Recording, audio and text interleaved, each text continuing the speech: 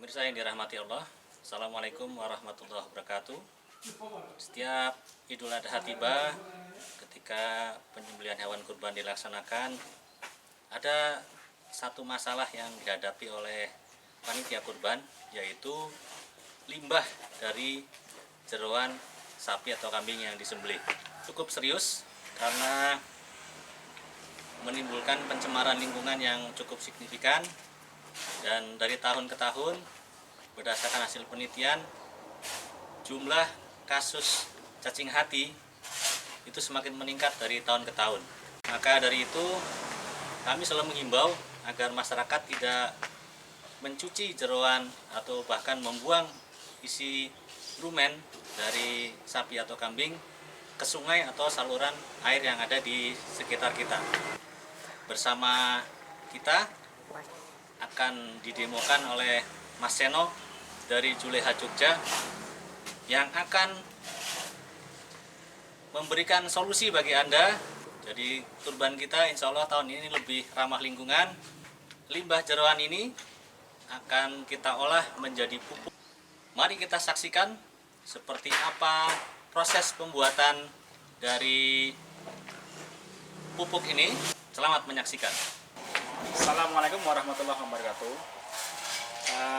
Seperti tadi yang dijelaskan oleh Dr. Wikrama bahwa ada beberapa kerugian apabila kita membuang isi rumen tadi ke sungai, yaitu ada beberapa kerugian, yaitu satu, kerugian di bidang lingkungan, kemudian peternakan, kemudian pertanian. Kerugian di bidang lingkungan tentu saja kita tahu ya, isi rumen itu bau, menyebabkan polusi di saluran-saluran air di sekitar kita. Kemudian dari sisi pertanian sendiri, isi rumen tadi tentunya mengandung lemak-lemak yang akan sangat sulit untuk terurai di tanah secara cepat, maksudnya. Jadi penguraian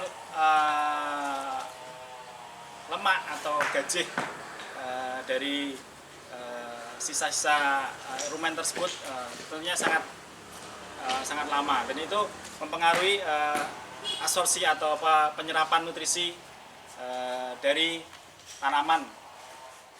Kemudian dari segi peternakan, tadi sudah dijelaskan oleh Dr. Wikrama bahwa cacing hati sekarang itu banyak sekali ditemukan di peternakan, di ternak-ternak. Semakin tahun semakin banyak. Itu ternyata adalah juga salah satu sebab dari pembuangan isi rumen di saluran air tersebut. Supaya isi rumen atau limbah tersebut bermanfaat untuk pertanian, jadi usahakan supaya zero waste, artinya tidak ada sampah yang justru nanti bermanfaat untuk kebun-kebun sekitar kita. Untuk pengolahannya kita membutuhkan fermentasi, itu bisa kita dapatkan melalui E4 atau Starbio atau Stardeck. Sebagai tambahan energi yaitu molasses, tetes tebu, atau kalau susah didapatkan bisa menggunakan gula Jawa. Dimaksudkan untuk menambahi kalium atau perbanyak buahnya, itu tambahkan KCl atau ZK. Untuk menambahi mempercepat perakaran, tambahkan TS, pupuk TS. Untuk mempercepat pertumbuhan, gunakan pupuk urea. Tapi ini tidak perlu, tidak harus, karena rumen sendiri adalah gudangnya urea. Kemudian kalau tidak, untuk simpelnya tiga tadi disatukan dalam NPK. Untuk pembuatan sendiri, campurkan E4, molasses, kemudian air. Ini 1:1:50. 1 liter E4, 1 liter molasses itu dibutuhkan 50 liter air. Yang penting bisa untuk mempermudah homogenisasi. Tahapan pertama, siapkan tong untuk proses anaerob, karena E4 itu dapat efektif menjadikan pupuk itu menggunakan anaerob. Campurkan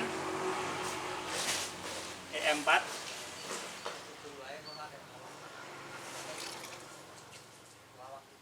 dalam air dengan perbandingan 1:50, molases 1:50.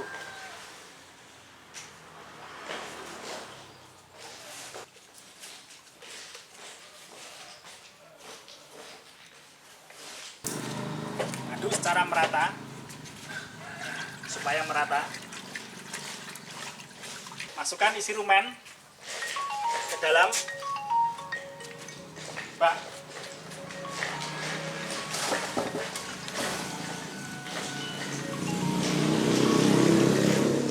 Campurkan air yang sudah kita aduk tadi.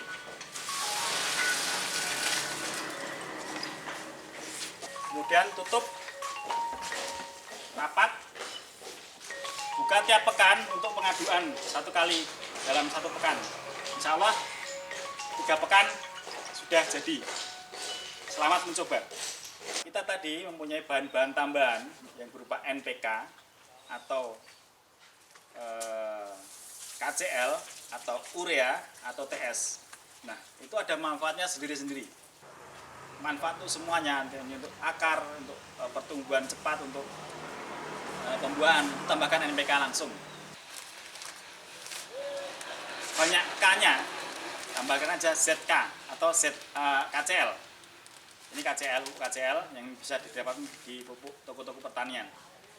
1 kg dari masing-masing ini cukup untuk ditambahkan dalam 200 kg pupuk organik, bahan pupuk organik.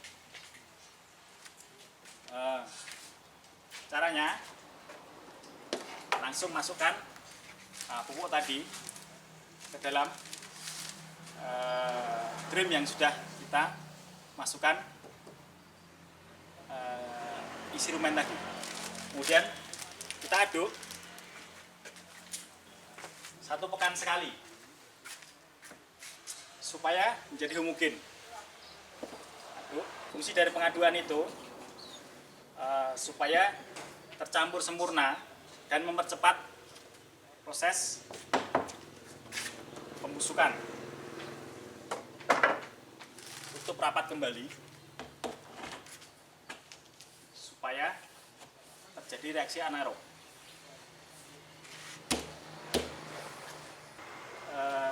Pengaduan tadi selama 3 pekan tadi ya. Pekan pertama diaduk, pekan kedua diaduk lagi. Setelah pengadukan yang kedua 3 pekan itu insya Allah sudah jadi. Demikian tadi sudah kita saksikan penjelasan dari Mas Seno dari Juleha Jogja untuk proses pengolahan dari limbah rumen jadi diolah menjadi pupuk. Nah, saudara-saudara sekalian, pupuk ini tidak langsung bisa digunakan. Jadi paling tidak kita butuh waktu sekitar 3 minggu supaya pupuk ini bisa kita gunakan. Setiap minggunya kita harus buka dan kemudian diaduk-aduk supaya campurannya homogen dan bisa terurai dengan sempurna, kira-kira gitu. Tandanya sudah bisa digunakan adalah ketika kita buka, nanti kita bisa mencium aromanya tidak begitu menyengat seperti pada saat pertama kali kita gunakan, kita olah. Dari pupuk ini nanti ada bagian yang cair dan juga ada bagian yang padat. Yang bagian cair ini bisa langsung kita gunakan sebagai pupuk organik cair atau POC. Sementara kalau kita menginginkan tambahan-tambahan ini juga bisa kita lakukan. Jadi dari POC tadi bisa kita campurkan bahan-bahan ini, kemudian bisa kita berikan ke tanaman. Sementara untuk bagian padatan tadi itu juga bisa kita gunakan untuk pupuk vokasi. Nah, saudara-saudara sekalian, demikian tadi paparan singkat dari Juleha Jogja. Insya Allah tahun ini kita bisa laksanakan kurban dengan lebih baik dari tahun-tahun sebelumnya, lebih ramah lingkungan, dan yang pasti tidak ada limbah yang tersisa dari hewan kurban kita.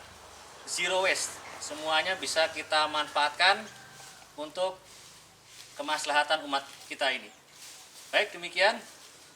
Mari kita persiapkan kurban dengan sebaik-baiknya, tentu dengan kriteria yang sesuai dengan syar'i, dengan syariat Islam, dan tambahan tahun ini yaitu kita bisa kelola kurban secara lebih ramah lingkungan, sehingga tidak ibadah kurban kita ini tidak menimbulkan kerusakan lingkungan. Semoga bermanfaat. Mohon maaf atas segala kekurangan. Assalamualaikum warahmatullahi wabarakatuh. Bismillahi Allahu Akbar.